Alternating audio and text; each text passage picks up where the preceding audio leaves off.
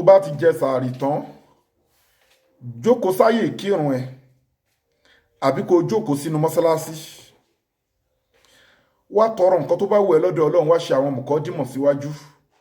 tó bá ní náfìlà o lè yan náfìlà àmàdùà tó fẹ́ ṣe lélẹ̀ tó rò ti ṣàdúà púpọ̀ jù ó ti tọrọ nǹkan lọ́dọ̀ Ọlọ́run ó sì tí ì rí response orúkọ yìí ló fẹ́ pè yáàmù jíìbù ló fẹ́ pè ọba tó máa ń dáhùn gbogbo ìpè tó máa ń response gbogbo ẹ̀dá tó bá pè é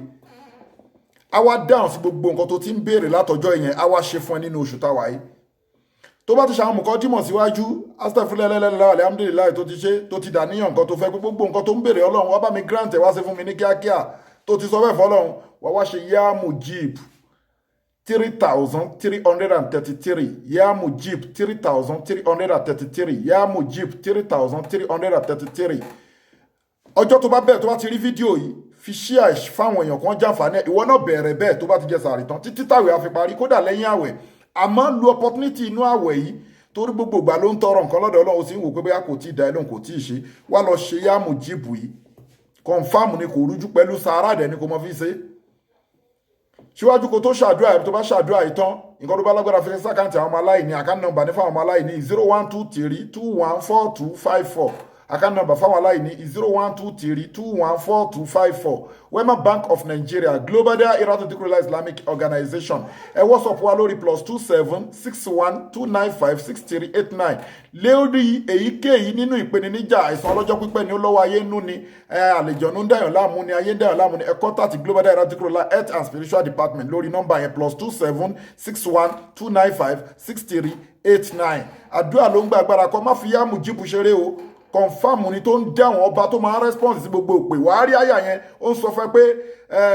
wọ́n ìsásá aláka ìbádí ànífà ìníkọ̀rí ibùn ujibu dáwàtà dáì ujibu dáwàtà dáì ìsájà hàní fáliyẹ́sítẹ̀ jíbùlì wàlíyúmínú bí ilẹ̀ yarshudun yá Mujib ṣe pẹ̀lú mímọ́ ṣe pẹ̀lú sàárà Ọlọ́run ánsà gbogbo ìpè ẹ gbogbo ẹni tẹ́ ń fi ájì àti umura ṣe sàárà ẹgbẹgbẹ Global Dahiratu Dhikrlahi small but mighty aláwọn project tá ń ṣe lóríṣiríṣi gbogbo ẹ̀yẹn fíájì ẹgbẹgbẹ organization wa aláwọn èèyàn tó fẹ́ lọ àdúrà ló ń gba agbára kọ́ Ọlọ́run á ṣe dáadáa fún gbogbo wa so ẹ̀dẹ̀ gbìyànjú kẹ́ get all in one and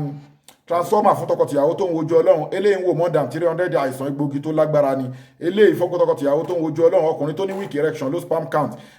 gbogbo àrùn tó ń da nǹkan ọmọkùnrin láàmú àti gbogbo àrùn tó ń dobìnrin láàmú tí ò kì í jẹ́ kó bìnrin lè ti conceive 25,000 15,000 àìsàn ọlọ́jọ́ pípẹ́ cancer diabetics ó ń jẹun lójú oorun ó ní ìbálòpọ̀ ojú oorun ó ń forí kókó aláǹtakùn àti bẹ́ẹ̀ bẹ́ẹ̀ lọ kò síbi tẹ́wà àti product wa òde egbògi láti India láti China lára country lápapọ̀ síbẹ̀ má sàlẹ̀